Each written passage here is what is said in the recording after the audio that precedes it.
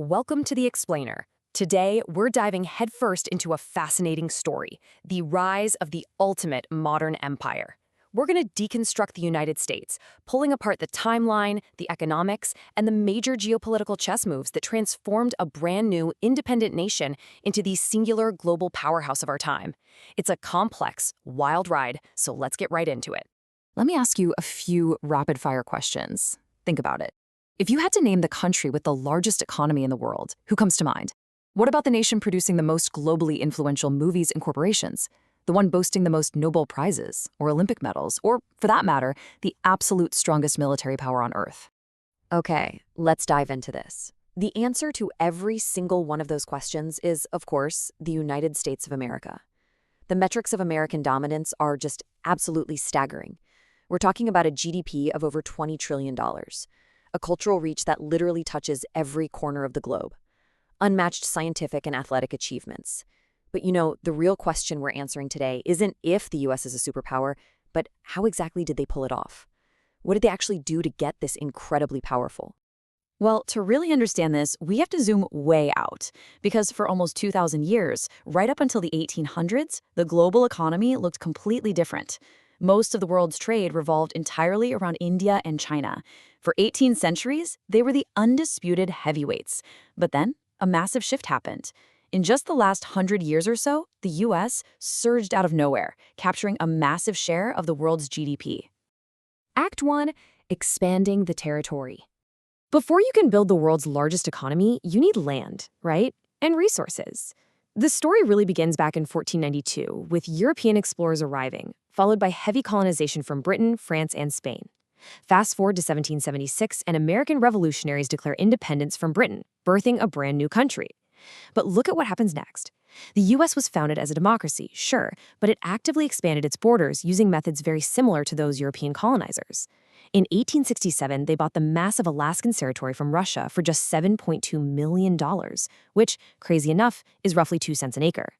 And by 1898, they had overthrown the Kingdom of Hawaii and annexed the Philippines, Puerto Rico, and Guam. They even paid Spain $20 million for the Philippines, which did eventually become an independent country again in 1946. But we absolutely have to pause and acknowledge the tragic, very somber cost of this early era. During the centuries of European colonization that shaped the Americas, the Native American population was absolutely devastated. Brought down largely by diseases like smallpox and influenza, which Native tribes had zero immunity to, the indigenous population dropped by a staggering 80 to 90%. As we move past 1850, America's growth strategy evolved. The promise of freedom and a democratic system acted like a giant magnet. Think about it. If a territory had to choose between staying under the colonial thumb of Britain, Spain, or France, or joining a rising democracy, the choice was pretty clear. Territories like Florida, Ohio, and Illinois eagerly joined the Union. Texas, which had won its freedom from Mexico in 1836, ultimately chose to join the USA too. This constant absorption of new states rapidly multiplied the country's physical size, and as a direct result, its economic outputs skyrocketed. Act 2. Profiting from global conflict.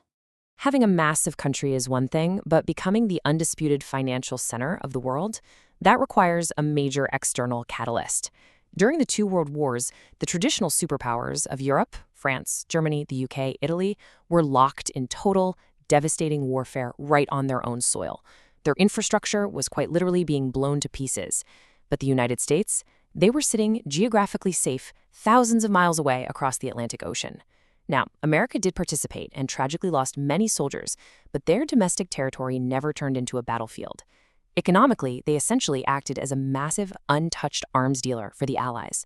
They sold immense amounts of weapons to Europe, making a huge net profit, while the European powers completely bankrupted and destroyed their own economies. And this brilliantly illustrates how America locked in its financial leadership right as World War II was ending. Because Europe's economies were in free fall, the world needed safety. They found it in the US dollar. In 1944, at the Bretton Woods Conference, 44 allied countries came together and basically agreed to link their national currencies to the highly stable US dollar. The dollar, in turn, was linked to gold. Just like that, practically overnight, the US dollar was crowned the international currency of the world. Right after the war, America took the lead in shaping the whole new global order. They helped establish the United Nations and the International Monetary Fund. And in 1947, they spearheaded GATT, the General Agreement on Tariffs and Trade. 23 countries agreed to slash trade barriers, pivoting the world away from isolated nationalism and toward an era of interconnected globalization. And guess who was perfectly positioned to dominate this new interconnected system? The United States, with its booming, completely untouched economy. Act 3. Winning the Cold War. With the global economy restructured, a totally new challenge emerged, an intense ideological battle between the capitalism of the United States and the communism of the Soviet Union. To avoid direct nuclear conflict, these two superpowers fought proxy wars. We're talking about direct internal interference, like the U.S. toppling local governments in places like Brazil, Chile, Iran, and the Congo. It included funding militants, like Operation Cyclone, which backed the Taliban in Afghanistan to push back the Soviets.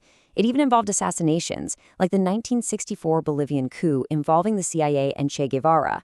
It was a ruthless era of geopolitics that left dozens of countries heavily dependent on the U.S. Now, to maintain this vast global web of influence and to support the NATO alliance formed in 1949, America poured unimaginable amounts of money into its military. The direct result of that aggressive Cold War strategy is that today, the U.S. operates over 800 military bases in more than 70 countries worldwide. They possess, without a shadow of a doubt, the strongest and best-funded military force on the planet. Act 4. The Talent Magnet. So, pivoting slightly beyond just geopolitics and military might, there is a totally different internal reason for American success. America's domestic policies and its deep-rooted culture of promoting innovation essentially turned the country into a global magnet for absolute brilliance. Just listen to these names: Albert Einstein from Germany, Elon Musk from South Africa, incredible minds from India like Kalpana Chawla, Sunita Williams, and Satya Nadella. The U.S. actively created an environment that encouraged top immigrants to come, innovate, and succeed. By attracting the best talent from around the globe, America effectively fueled its own continuous, explosive growth.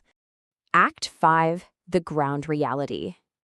Now, what's really interesting here is when we flip the script. We've established the immense power, the wealth, the top-tier talent, but when we look at the actual ground reality for the average American, the picture changes dramatically. America is actually one of the most unequal countries in the developed world. Remember that massive GDP of over $20 trillion? Well, the top 1% of the population holds 42.5% of all that wealth. That leaves the remaining 99% of Americans to scrap over what's left. It is a stunning, almost unbelievable concentration of wealth at the very top. And you know, this inequality translates into some very severe daily struggles for the average citizen. Despite this booming superpower economy, over 30% of Americans don't even own their homes. The healthcare system, it's notoriously expensive and often totally inadequate for those who need it most. The country faces severe public health crises, including unthinkable highs in obesity levels. And higher education is so prohibitively expensive that millions of students are routinely saddled with crippling, massive debt just to get a basic college degree. It really makes you question the true value of being an economic superpower when everyday citizens struggle this much. Then there's the heartbreaking issue of domestic safety. Because of a lack of robust gun laws, the year 2020 alone saw more than 600 mass shootings in America. Over 3,000 people died as a direct result. It forces a really hard look at the priorities of a nation that spends so heavily on global military supremacy while its own citizens face these kinds of severe, everyday threats at home. So let's put this all into perspective with an ultimate comparison. On one hand, you have the United States, the undisputed economic and military heavyweight of the world, yet heavily burdened with massive inequality, a wildly expensive healthcare system, and severe violent crime. On the other hand, look at Nordic countries like Norway, Denmark, and Sweden. They are not military superpowers. They definitely don't dictate global geopolitics, but they consistently rank much higher in metrics of human development. For the common person, the data at clear as day suggests that the standard of living, overall safety, and well-being are statistically much stronger in these Nordic nations. Which brings us to our final big thought for today. Exploring the rise of the USA reveals an absolute masterclass in economic maneuvering, global influence, and innovation. But looking at the ground reality leaves us with a deeply provocative question. Should a country truly strive to be a massive global superpower, projecting military and economic dominance across the world? Or is the ultimate goal of a nation simply to focus inward, and improve the actual everyday lives of its citizens. It's a really complex balance and definitely something to chew on. Thanks so much for joining me on this explainer, and I'll see you next time.